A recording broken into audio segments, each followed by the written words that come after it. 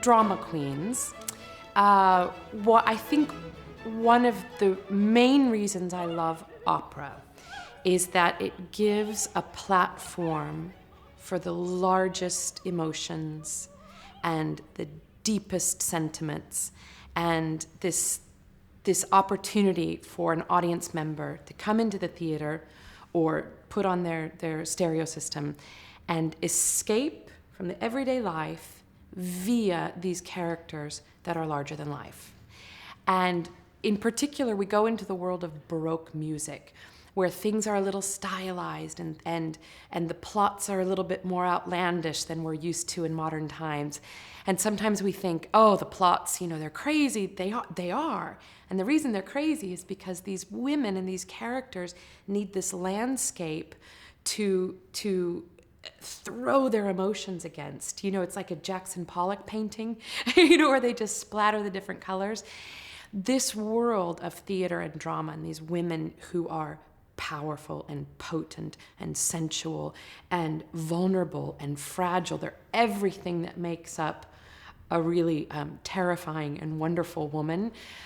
They come in and they give us this excuse to love and hate and have jealousy and rage and vengeance and joy in the grandest, biggest fashion.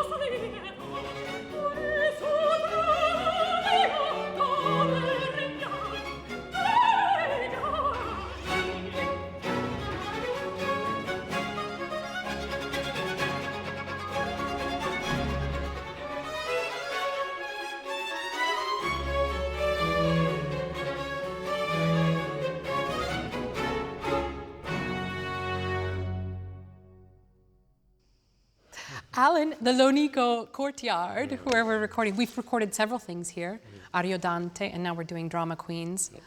So whenever we talk about the leading ladies in particular of the Baroque, your eyes light up and they get, it does this. And we talk about Alcina, or we've talked about Cleopatra a lot, Popea.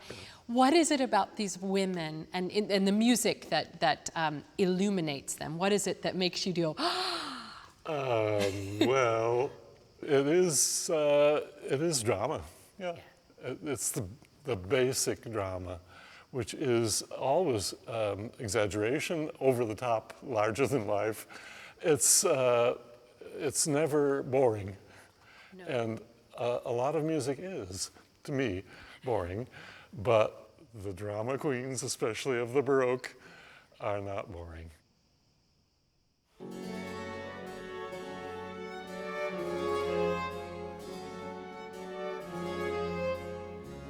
So when I was choosing the music, I went in and I wanted to make sure I was trying to check off all these different emotions, from incredible, almost suicidal pathos to vengeance and everything in between.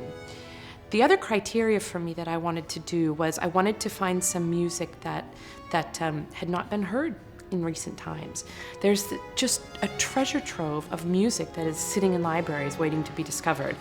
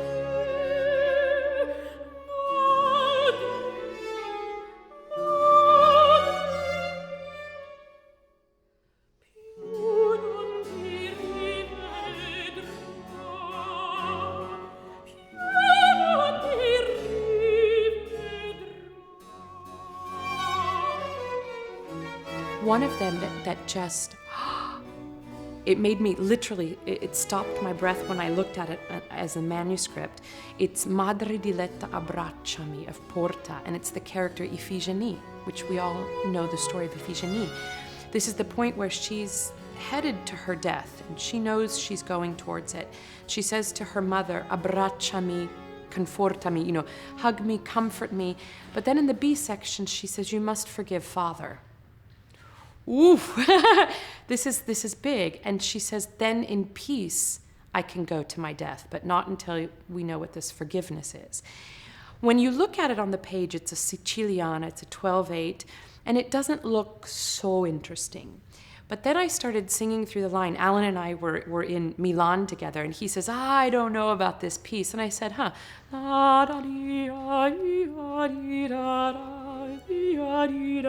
and it captured me. I felt this sort of figure 8 circular motion already. The emotion so tender of the mother holding the daughter in the arms.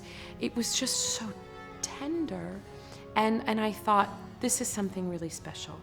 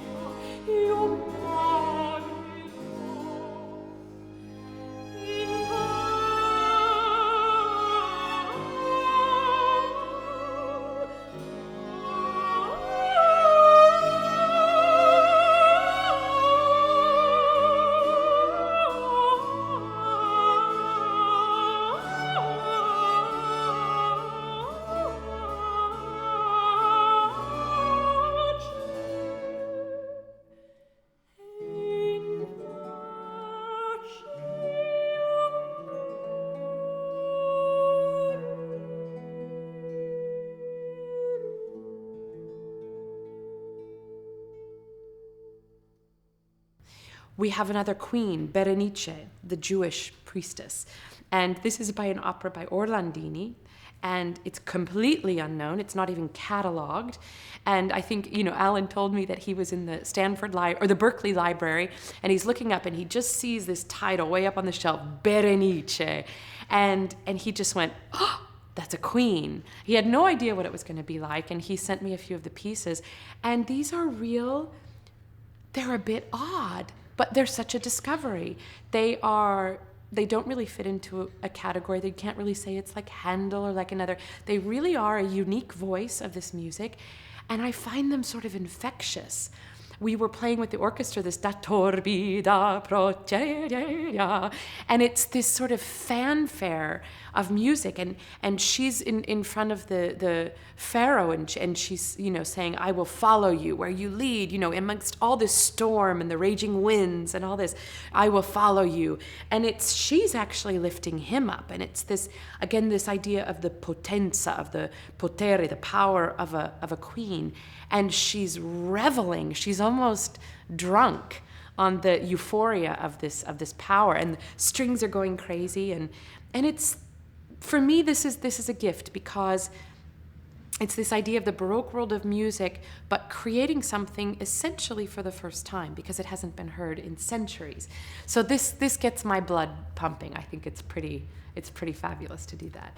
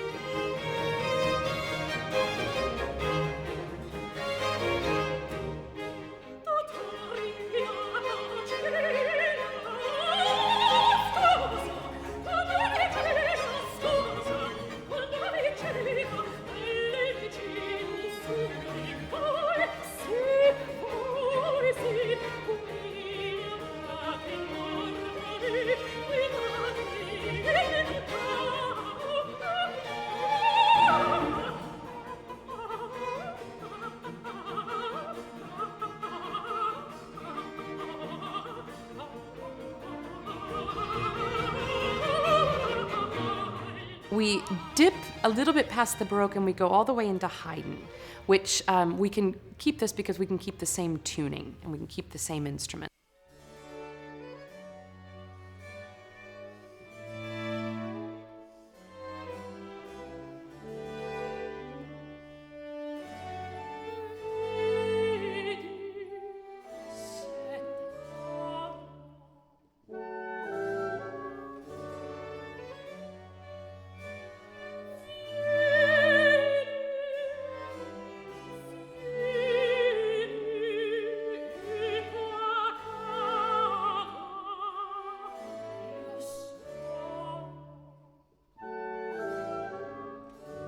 Really, Haydn unleashes all of his forces for this number. It's in our project, it's certainly the orchestra at its biggest. And what we have is Armida realizes at this point that she has been betrayed. And she is about to be destroyed in her heart and in her power. And she is not having any of that because she is not going to be destroyed alone. She's going to make sure she takes everything down in the path in front of her and around her, and she's going to destroy the world.